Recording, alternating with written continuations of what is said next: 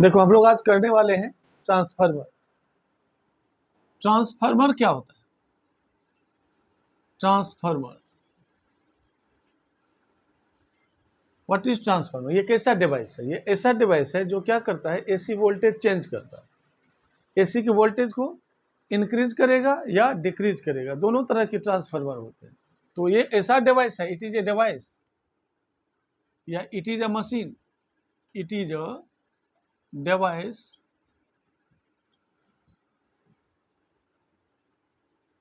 which is used to change alternating voltage।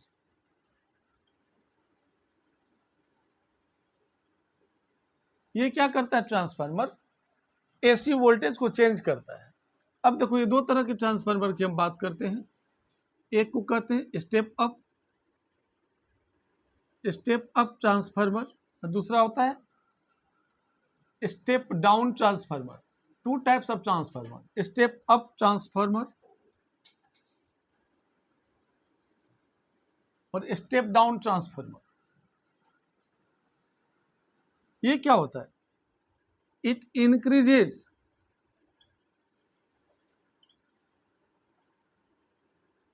Alternating voltage. ये alternating voltage को increase कर देता है। ये क्या करता है? Step down, decreases alternating voltage. ये ऑल्टरनेटिंग वोल्टेज को कम करने का काम करता है। तो एक्चुअल में ये जो स्टेप अप ट्रांसफार्मर होता है, जहां पे इलेक्ट्रिसिटी का प्रोडक्शन होता है, जैसे मान लो डैम के पास, डैम से क्या करते हैं, वाटर ड्रॉप करते हैं ज़्यादा हाइट से, टरबाइन रोटेट होती है, टरबाइन रोटेट होने के बाद इलेक्ट्रिसिटी का प्रोडक्शन होता है। वहाँ पे जनरेटर, एसी जनरेटर क्या करता है? एसी का प्रोडक्शन करता है। तो वहाँ पे वोल्टेज को काफ़ी ज़्यादा इंक्रीज किया जाता है, क्योंकि जब हम ज़्यादा वोल्टेज इंक्रीज करते हैं, हाई वोल्टेज पे ट्रांसमिशन में लॉस कम होता है एनर्जी की। जैसे मान लो सेवरल थाउजेंड हमने वोल्टेज डेवलप कर दिया, बढ़ा दिया, तो किसका यूज करके? तो स्टेप अप ट्रांसफार्मर का यूज करके। तो जब वोल्टेज बहुत ज़्यादा बढ़ जाता है तो उसको फिर दूर तक ले जाने में हीट एनर्जी काफ़ी कम खर्च होती है, क्योंकि वोल्टेज बढ़ने से करंट कम हो जाता है। यदि करंट कम होगा, देखो वोल्टेज बढ़ गया तो करंट कम हो जाएगा, करंट के कम होने से हीटिंग इफेक्ट कम होती है, हीटिंग इफेक्ट कम होती है, क्योंकि हीट जनरेट क्या होता है? आई स्क्वायर, एच प्रोपोर्शनल आई स्क्वायर, इसलिए लॉस ऑफ एनर्जी कम होती है। इसलिए जनरली हम स्टेप अप कहाँ यूज करते हैं? जहाँ पे करंट का प्रोडक्शन होता है, वोल्टेज जहाँ डेवलप किया जाता है। कहाँ किया जाता है?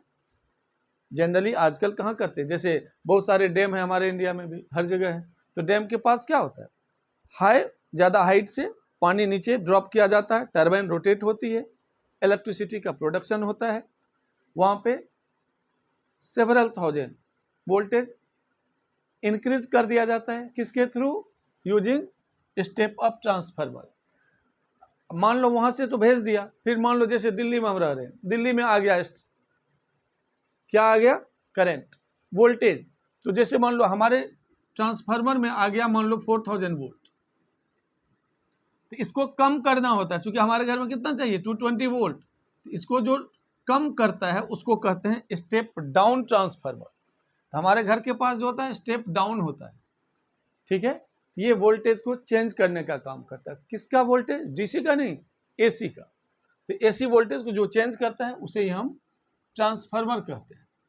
तो ट्रांसफार्मर में देखो होता क्या है, प्रिंसिपल क्या है इसका?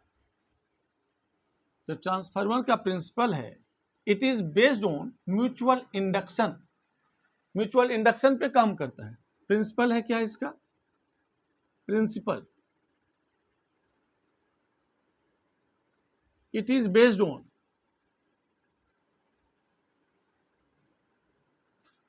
Mutual induction.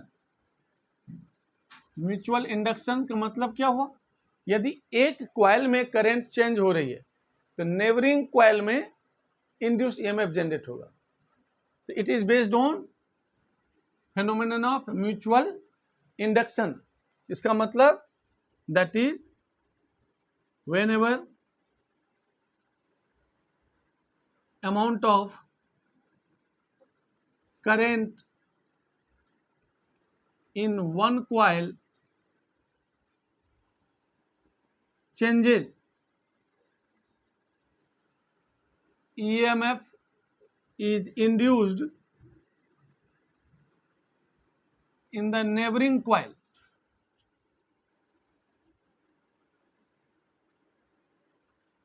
In the neighbouring coil. तो नेबरिंग क्वाइल में क्या होता है, ईएमएफ इंड्यूस होता है। यदि उसको आप क्लोज सर्किट बना दो, कनेक्ट कर दो क्लोज सर्किट से, तो इंड्यूस्ड करंट का डेवलपमेंट होता है। तो ट्रांसफार्मर किस पे बेस्ड है, म्यूचुअल इंडक्शन पे।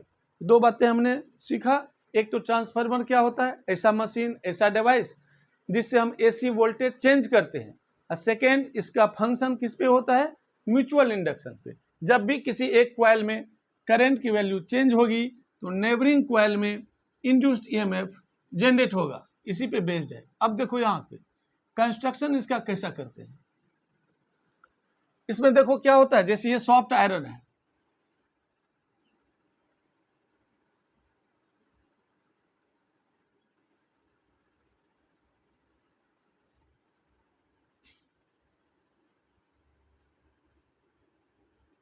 ये कहलाता है प्राइमरी क्वाइल। प्राइमरी क्वाइल जिसमें नंबर ऑफ टर्न्स मान लिया NP, NP is the number of turns in primary coil. यहाँ पे क्या होता है, एसी जो डेवलप हुआ उसको हम कनेक्ट किए, एसी इनपुट मान लो E naught sine omega T, AC input है ये, this is primary coil having number of turns NP. यहाँ पे मान लो सेकेंडरी क्वाइल बना दिया हमने, सेकेंडरी क्वाइल कनेक्ट कर दिया इससे, this is secondary coil, N S number of turns. तो नोट कर लो NP total number of turns of primary coil, ns number of turns of secondary coil, secondary coil। अब देखो यहाँ पे जैसे हमने एसी यहाँ पे सप्लाई किया, तो ये अच्छा प्राइमरी क्वाइल का हम रेजिस्टेंस नेग्लिजिबल मानते हैं, current very small that is negligible. तो प्राइमरी क्वाइल में रेजिस्टेंस भी नेग्लिजिबल मानते हैं, करंट भी बहुत कम मानते हैं। ये आइडियल कंडीशन है। तो जब प्राइमरी क्वाइल में रेजिस्टेंस है ही नहीं तो सिर्फ क्या है, इंडक्शन, इंडक्टेंस। इंडक्टेंस के क्या कारण क्या होता है, पावर लॉस, एवरेज पावर क्या होता है इंडक्टर में, जीरो, इसलिए कोई भी पावर लॉस नहीं होता, कोई भी एनर्जी लॉस यहाँ पे नहीं होता। फिर हमने क्या सीखा, यहाँ पे एसी हमने अप्लाई किया है। एसी का मतलब क्या होता है, कंटिन्यूअसली इसकी वैल्यू चेंज हो रही है, डायरेक्शन चेंज हो रही है, जिसके कारण क्या होगा, यहाँ पे मैग्नेटिक फील्ड लाइंस चेंज होगा। यहाँ तक क्लियर है। NP is the number of turns of primary coil, NS number of turns of secondary coil. Resistance secondary coil का भी, रेजिस्टेंस सेकेंडरी क्वाइल और प्राइमरी क्वाइल दोनों का नेग्लिजिबल मानते हैं। करंट वेरी स्मॉल, किसमें, प्राइमरी में, नहीं के बराबर। अब देखो यहाँ पे, तो जब करंट नेग्लिजिबल है, रेजिस्टेंस नहीं है, तो इंडक्टेंस है। इंडक्टेंस होने से क्या होता है, यहाँ पे इंड्यूस ईएमएफ जनरेट होगा। मान लो रेजिस्टेंस नहीं है इसलिए, और करंट नेग्लिजिबल है इसलिए इंड्यूस्ड ईएमएफ जो होगा यहाँ पे प्राइमरी में, इसको वोल्टेज प्राइमरी बोल सकते हैं। इसी तरह इंड्यूस्ड ईएमएफ जो सेकेंडरी क्वाइल में होगा उसको सेकेंडरी वोल्टेज भी बोल सकते हैं, ये ध्यान रखना। अब चूंकि जो भी यहाँ से फ्लक्स चेंज होगा, एसी के कारण क्या होता है, एसी हमारा क्या होता है, इस तरह से हमने जो इनपुट डाला, ये कॉन्टिन्यूसली करंट चेंज हो रही है, कॉन्टिन्यूसली करंट चेंज हो रही है इनपुट का, ये एसी का। इसके कारण क्या होगा, करंट के चेंज होने से प्राइमरी क्वाइल में फ्लक्स चेंज होगा। क्योंकि क्वाइल के अंदर हमने क्या सीखा था, ध्यान दो, हमने पहले पढ़ा था सोलेनॉइड में, ये क्वाइल है,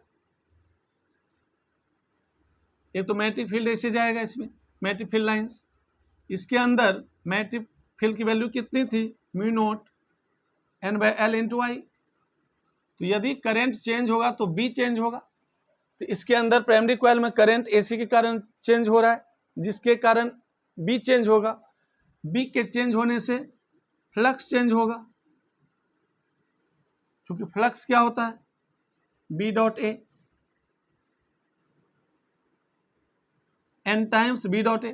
तो फ्लक्स चेंज होगा, फ्लक्स चेंज होने से नेबरिंग कॉइल में जो भी यहाँ से फ्लक्स जनरेट हुआ, जो भी फ्लक्स यहाँ से जनरेट हुआ सब यहाँ पे आ गया, कहाँ पे, सेकेंडरी कॉइल में।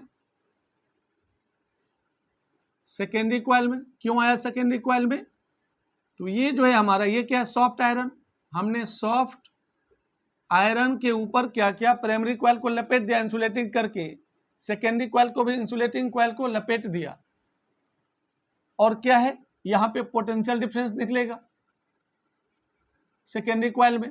अब यहाँ पे देखो, सॉफ्ट आयरन क्या करता है, सारे फील्ड लाइंस को अपने से होके लेके पास करा देता है। तो यहाँ पे मानते हैं there is no leakage of magnetic flux. एक तो इसका रेजिस्टेंस नेग्लिजिबल माना प्राइमरी कॉइल का, और no leakage of magnetic flux. Magnetic flux वैसे भी देखो, ये सॉफ्ट आयरन, सॉफ्ट आयरन क्या होता है, फेरोमैग्नेटिक सब्सटेंस। फेरोमैग्नेटिक सब्सटेंस की कैरेक्टर होती है सारे फील्ड लाइंस को अपने से होके पास कराना। तो ये क्या करेगा, जो भी यहाँ पे फील्ड फ्लक्स यानी मैग्नेटिक फील्ड लाइंस आ रहा है, सारा को कहाँ ले गया, सेकेंडरी कॉइल में। सेकेंडरी कॉइल में जैसे फ्लक्स चेंज हुआ, क्योंकि यहाँ पे एसी के कारण चेंजिंग फ्लक्स आ रहा है, तो वैसे यहाँ पे क्या होगा, इंड्यूस्ड ईएमएफ जनरेट होगा। इंड्यूस्ड ईएमएफ जनरेट होगा, क्यों, तो हम जानते हैं according to Faraday's law induced EMF क्या होता है, induced EMF equal to minus D phi by D T. इंड्यूस्ड ईएमएफ किसके बराबर होता है, rate of change of magnetic flux. चूंकि यहाँ पे मैग्नेटिक फील्ड लाइंस यानी मैग्नेटिक फ्लक्स चेंज हो रही है एसी के कारण, जिसके कारण क्या हो गया, इंड्यूस्ड ईएमएफ जनरेट हुआ। अब कहता है जितना इसमें था इंड्यूस्ड ईएमएफ सेल्फ इंडक्शन के कारण पर यूनिट टर्न, उतना ही इसमें आता है पर यूनिट टर्न ईएमएफ। तो इसलिए हम क्या कहते हैं, टोटल फ्लक्स पर unit turn remains constant. Total flux पर यूनिट टर्न रिमेन्स कांस्टेंट होता था। देखो जैसे फ्लक्स पर यूनिट टर्न जितना इसमें था उतना इसमें, लेकिन number of turns NP not equal to NS, हम दोनों इक्वल नहीं लेते। यदि मान लो हम यहाँ पे बात करें स्टेप अप का, ये आगे वैसे बताएंगे अभी, स्टेप अप में नंबर ऑफ सेकेंडरी टर्न्स ज्यादा लेते हैं प्राइमरी से, क्यों लेते हैं अभी बता रहे। तो यहाँ पे ईएमएफ पर यूनिट टर्न दोनों का कितना होगा, ये देखो ईएमएफ क्या होता है, NP D phi by D T primary का, ईएमएफ सेकेंडरी में minus NS D phi by D T. चूंकि ये है D phi by D T है फ्लक्स चेंज पर यूनिट टर्न, तो पर टर्न यदि सेम है तो नंबर ऑफ टर्न से मल्टीप्लाई कर दिया तो टोटल इंड्यूस्ड ईएमएफ दोनों में आ गया E S N E P. ये है प्राइमरी कॉइल का, ये है सेकेंडरी कॉइल का, दोनों को डिवाइड कर दो तो E S by E P equal to N S by N P. ये नोट कर लो, very important. EMF in secondary coil divided by EMF in primary coil, ये तो कट गया दोनों डिवाइड करने से, N S by N P ये हो गया। अब जरा ध्यान से देखना,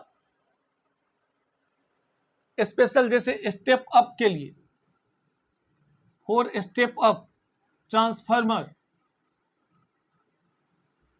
स्टेप अप में क्या करते हैं, सेकेंडरी कॉइल का नंबर ऑफ टर्न्स बढ़ा देते हैं, number of turns of secondary greater than number of turns of primary. तब यहां से देखो इस इक्वेशन से, तो E S equal to N S by N P into E P. अब यहां पे देखो, as N S greater than N P therefore E S greater then E P. EMF secondary coil का बढ़ गया, हमने नेग्लिजिबल रेजिस्टेंस लिया था कॉइल का, करंट वेरी स्मॉल लिया था, तो जो ईएमएफ है वही वोल्टेज मानते हैं यहाँ पे। तो क्या हो गया, सेकेंडरी का वोल्टेज बढ़ गया, जितने रेशियो से एनएस बढ़ा होगा एनपी से उसी रेशियो से वोल्टेज बढ़ रहा है। तो NS ग्रेटर देन NP किस में लेते हैं? स्टेप अप ट्रांसफार्मर में, जहां वोल्टेज हमें इंक्रीज करना होता है। अब देखो यहां पे NS बाय NP को कहते हैं K, transformation ratio, transformation ratio. तो यहां पे as NS greater than NP तो क्या बोलेंगे? K greater than 1। अब कहते हैं as there is no loss of energy, ideal case में यही मानते हैं। तो EP/IP हमने स्मॉल ई लिखा है उसको, तो EP/IP equal to ES/IS। As ES greater than EP, IS less than IP, तो स्टेप अप में और क्या हो गया? सेकेंडरी कॉइल का करंट प्राइमरी से कम होता है, IS लेस देन IP। तो ये स्टेप ध्यान रखना। In case of step up transformer, number of turns of secondary coil will be more than number of turns of primary coil, therefore ES will be more than EP, K will be more than 1 और current in secondary coil will be less than primary coil। यदि इसी में यदि हम step down की बात करें तो स्टेप डाउन में क्या करते हैं?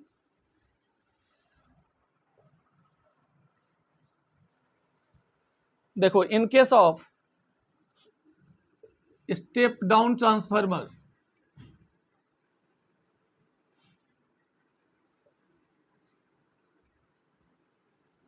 Number of turns secondary less than number of turns of primary.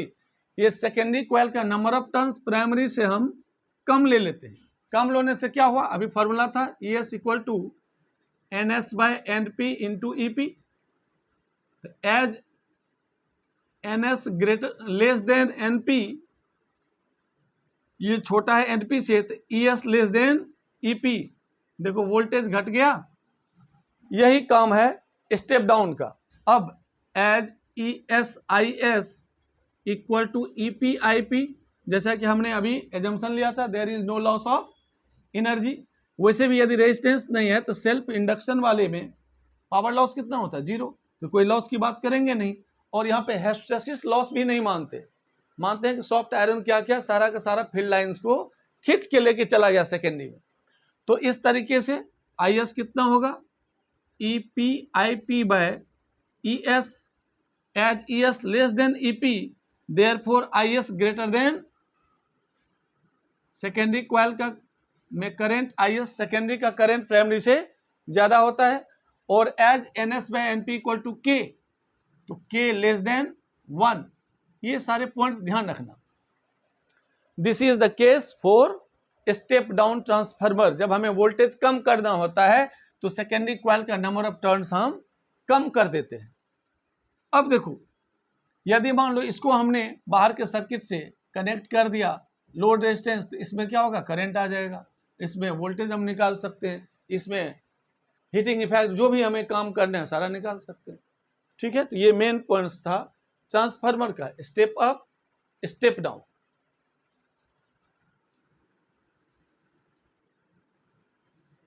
अब देखो उसके बाद क्या होता है इसमें? Energy losses, energy loss. Energy loss क्या क्या होता था? देखो ये जो कॉइल था प्राइमरी, ये जो प्राइमरी कॉइल हमने लिया था जिसको हमने सॉफ्ट आयरन से कनेक्ट किया, this is secondary coil, insulating करके हम कनेक्ट करते हैं। सेकेंडरी कॉइल, ये है प्राइमरी कॉइल, ये है इनपुट AC इनपुट। तो ये कॉइल बना हुआ होता है कॉपर से, कॉपर का बना हुआ होता है। तो कॉपर के कॉइल होने से क्या होता है? इसमें एनर्जी लॉस होती है। तो इसको हम नाम दे सकते हैं कॉपर लॉस। फर्स्ट लॉस क्या हुआ? Copper loss. इसका मतलब इसमें किस फॉर्म में लॉस हुआ? Heating effect. हीटिंग इफेक्ट के कारण जैसे AC करंट यहां से जनरेट हुई, यहां से हम AC भेज रहे हैं जिसका वोल्टेज इंक्रीज या डिक्रीज करना है। स्टेप अप में यदि नंबर ऑफ टर्न्स ज्यादा होता है तो स्टेप अप में वोल्टेज बढ़ जाती है। स्टेप डाउन में नंबर ऑफ टर्न्स सेकेंडरी का कम करते हैं जिससे कि वोल्टेज कम हो जाती है। अभी हमने डिस्कस किया था। तो हीटिंग इफेक्ट क्या हुआ, ये कॉपर कॉइल में जो क्या होता है heating effect I2RT heat generate होता है, उसके कारण एनर्जी लॉस होती है। तो एक लॉस ये हो गया। दूसरा कहते हैं आयरन लॉस। आयरन लॉस क्या है, आयरन लॉस है ये जो सॉफ्ट आयरन कोर जो है हमारा, ये सॉफ्ट आयरन कोर, तो इसमें एडी करंट हमने पढ़ा था, eddy currents are the current induced in the bulk pieces of conductor. तो यहाँ पे क्या हो रहा है, जैसे मैग्नेटिक फ्लक्स चेंज हुआ इससे, किससे, सॉफ्ट आयरन से, तो इसमें क्या होगा, इंड्यूस करंट डेवलप होगा जिसको एडी करंट कहते हैं। तो आयरन लॉस को एडी करंट लॉस, यहाँ भी हीटिंग इफेक्ट होता है ड्यू टू एडी करंट, इसके कारण। थर्ड लॉस हम कहते हैं leakage of magnetic flux, leakage of magnetic flux क्या कहता है, in spite of best insulation some lines are crossing away from the soft iron, कुछ ना कुछ लाइंस इधर उधर भटक जाता है, तो उससे जो लॉस होती है उसको क्या बोलते हैं, लीकेज ऑफ मैग्नेटिक फ्लक्स। और चौथा को कहते हैं humming noise of transformer. Transformer में क्या होता है, बार बार एक्सपेंशन कॉन्ट्रैक्शन होता रहता है इसमें, जिसके कारण क्या होता है, साउंड निकलती है, उसको कहते हैं मैग्नेटोस्ट्रिक्शन। मैग्नेटोस्ट्रिक्शन ये क्या होता है, that is humming noise of a transformer, humming noise of a transformer. और लास्ट जो हम कर सकते हैं energy loss, hysteresis loss, hysteresis loss. तो हिस्टैरिसीस लॉस क्या होता है, मैग्नेटाइज डीमैग्नेटाइज, चूंकि एसी क्या होता है, एक बार करंट मैक्सिमम वैल्यू तक गया, फिर धीरे धीरे घट के जीरो, फिर अपोजिट डायरेक्शन में मैक्सिमम, फिर घट के जीरो। तो इस तरीके से मैग्नेटाइज डीमैग्नेटाइज बार बार होता है अपोजिट डायरेक्शन में, तो उससे क्या होता है, एक लॉसेस होती है जिसको हिस्टैरिसीस लॉस कहते हैं। ये मैग्नेट में आपने पढ़ा होगा, मैग्नेट में हिस्टैरिसीस लॉस, हिस्टैरिसीस कर्व। तो इसमें देखते हैं ऐसा मटेरियल लेते हैं जिसका हिस्टैरिसीस लॉस कम हो, जिससे कि हम मिनिमाइज कर सकें। तो these are the energy losses. तो 100% आइडियल ट्रांसफार्मर बनाना बड़ा मुश्किल है, ये लॉसेस इसके अंदर होती रहती है।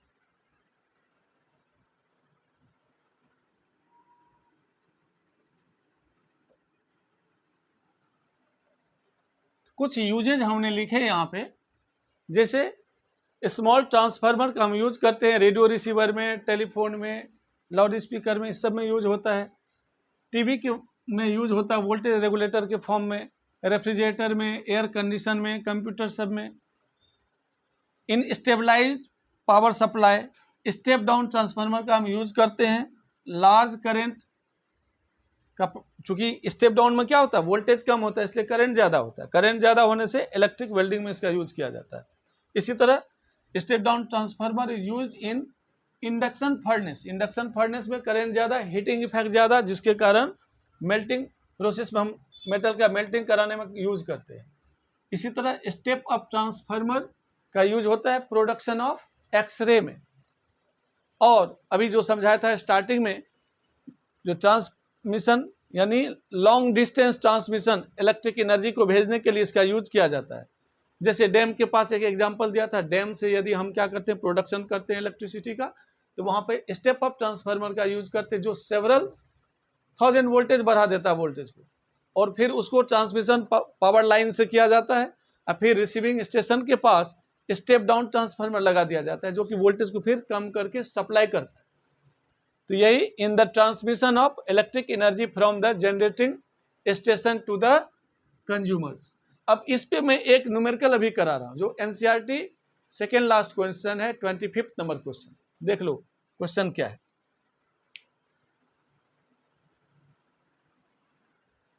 Very good question, question number 25 second last NCERT back question. A small town with a demand of 800 kilowatt of electric power at 220 volt is situated 15 kilometer away from an electric plant generating power at 440 volt. The resistance of two wires lines carrying power is 0.5 ohm per kilometer. The town gets power from the line through a 4020 volt hyphen है बीच में step down transformer at a substation in the town. Estimate the line power loss in the form of heat. How much power must be plant supply assuming there is negligible power loss due to the leakage. Third, characterize the step up transformer at the plant. आप question जरा ध्यान से देख लो, फिर मैं इसको solve कर रहा हूँ। ध्यान से देखो क्वेश्चन, थोड़ा ध्यान से देख लो क्या क्या दिया हुआ है हमारे पास। कहता है जो 15 किलोमीटर अवे पावर स्टेशन है जहां पे इलेक्ट्रिसिटी का प्रोडक्शन हो रहा है, टाउन से 15 किलोमीटर दूर। जैसे ये समझो यहां पे स्टेप अप ट्रांसफार्मर, यहां से 2 वायर लगी हुई है, ये है 15 किलोमीटर दूर। यहां पे है टाउन, टाउन के पास स्टेप डाउन ट्रांसफार्मर है। स्टेप डाउन ट्रांसफार्मर का क्या है कैरेक्टराइज 4020 वोल्ट, यानी यहाँ पे 4000 वोल्टेज आया है जिसको स्टेप डाउन ने 220 वोल्ट में कन्वर्ट कर दिया। कहता है ये जो 2 वायर से कनेक्टेड है, स्टेप अप था 440 वोल्ट पे स्टार्ट हुआ, कितना करना वो हमें निकालना है। कहता है इसमें इस वायर का रेजिस्टेंस है 0.5 ओम पर किलोमीटर। तो आपसे पूछा जा रहा है कितना, ये देखो first estimate the line power loss, यहां पे कहता फर्स्ट निकालने के लिए पावर लॉस। सेकेंड पूछा जा रहा है आपसे how much power must be plant supply, यहां से पावर कितना सप्लाई हुआ, प्लांट कितना सप्लाई किया था। थर्ड यहां पे ये भर दो 440 से कितना ये कैरेक्टराइज। यही 3 क्वेश्चन है इसमें। अच्छा और एक बात है 800 किलोवाट की डिमांड है, तो यानी ये कितना किलोवाट दे रहा है हमें 800 किलोवाट, दिस इज पावर। अब इसी क्वेश्चन को मैं करता हूं डायग्राम की तरह बना के, फिर से जरा क्वेश्चन एक बार रीड कर लो तुम लोग ध्यान से। मिटाऊं,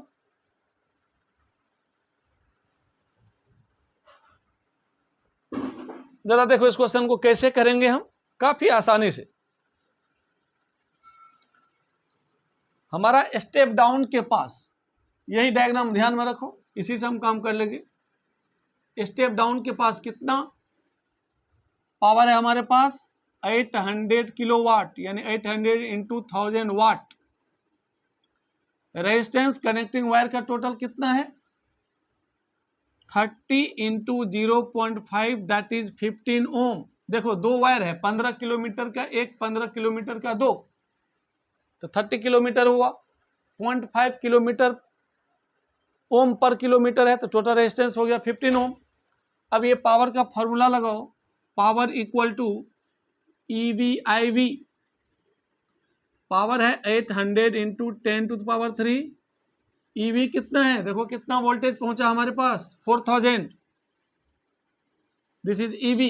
EV का वैल्यू हो गया 4000 किसका सेकेंडरी कॉइल में, तो IV निकल गया, इससे इसको काटो 4 2 जा 200, करंट कितना आया 200 एम्पियर। अब number first power loss I²R 200 square into 15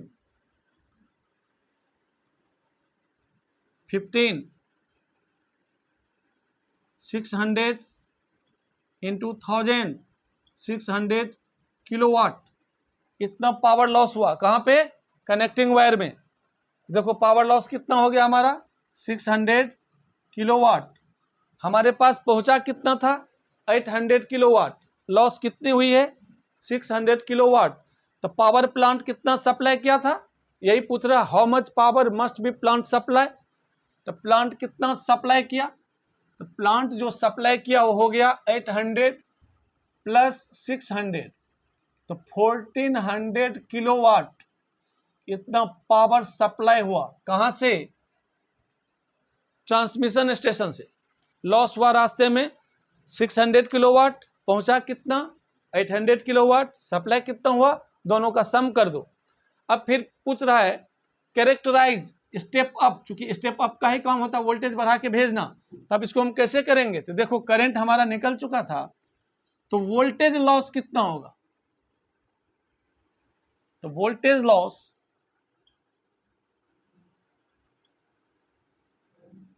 IV into R, IV कितना है हमने निकाल रखा है 200, रेजिस्टेंस कितना था 15, 3000 वोल्ट। इसका मतलब हुआ इस कनेक्टिंग वायर से 3000 वोल्ट लॉस हुआ, वोल्टेज लॉस 3000, पहुंचा कितना स्टेप डाउन के पास 4000, इसने भेजा कितना? इसका मतलब वोल्टेज कितना स्टेप अप करके भेजा, तो वोल्टेज टोटल हो गया जितना पहुंचा है 4000 प्लस जितना रास्ते में हीटिंग इफेक्ट से लॉस हुई है तो 7000 वोल्ट हो गया। इसका मतलब कैरेक्टराइज यहां क्या हो गया, यहां क्या लिखेंगे 7000। इसका मतलब स्टेप अप कैसे कैरेक्टराइज्ड है, स्टेप अप को 440 वोल्ट मिला था, उसको इन्होंने 7000 वोल्ट कर दिया, फिर जाके ट्रांसमिट किया 3000 वोल्ट रास्ते में लॉस हुआ एनर्जी, हीट एनर्जी फॉर्म में, फिर यहाँ पे स्टेप डाउन के पास 4000 वोल्ट पहुंचा जिसको इन्होंने 220 वोल्ट कर दिया और टाउन को सप्लाई कर दिया। यही है ये क्वेश्चन, बड़ा अच्छा क्वेश्चन है, इंपॉर्टेंट क्वेश्चन है। मिटा दूं, चलो।